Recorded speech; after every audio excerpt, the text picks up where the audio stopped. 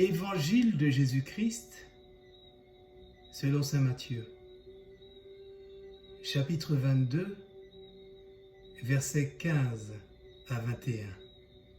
Rendez à César ce qui est à César et à Dieu ce qui est à Dieu. En ce temps-là, les pharisiens allèrent tenir conseil pour prendre Jésus au piège en le faisant parler.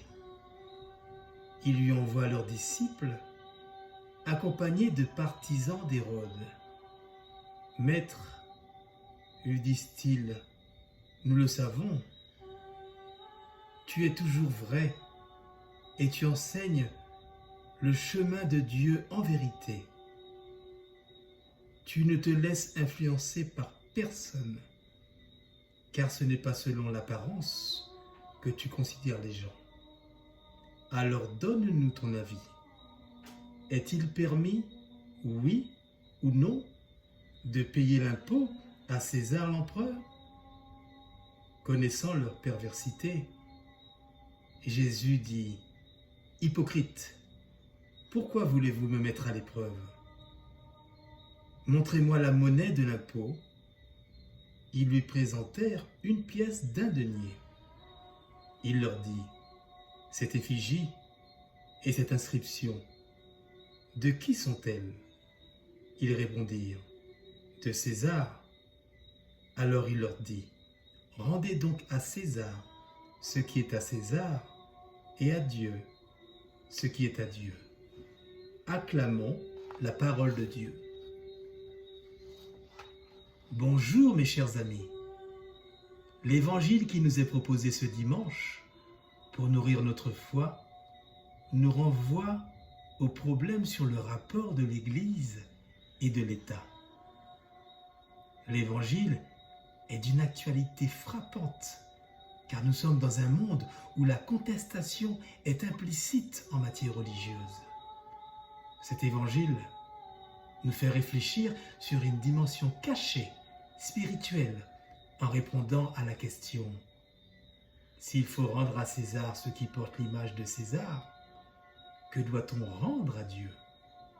L'homme doit rendre des comptes à Dieu de ce qu'il fait, notamment sous le respect du commandement de l'amour de Dieu et du prochain, à travers le pauvre, le méprisé, le rejeté, avant toute chose. Aimer Dieu et son prochain, cela ne constitue qu'un seul commandement. On ne peut exclure l'un de l'autre, séparer le religieux du social. Les deux sont liés, mais ils ne fusionnent pas. Bien-aimés du Seigneur, n'oublions pas que la personne humaine est le centre et le sommet de la création. Nous sommes invités à reconnaître la présence et l'autorité de Dieu dans notre vie quotidienne. Dieu nous a créés libres et responsables de nos actes et de notre vie. De cette liberté respectée doit naître l'amour et une vraie relation entre Dieu et l'homme. Je ne suis pas un esclave, je suis un homme libre en Christ.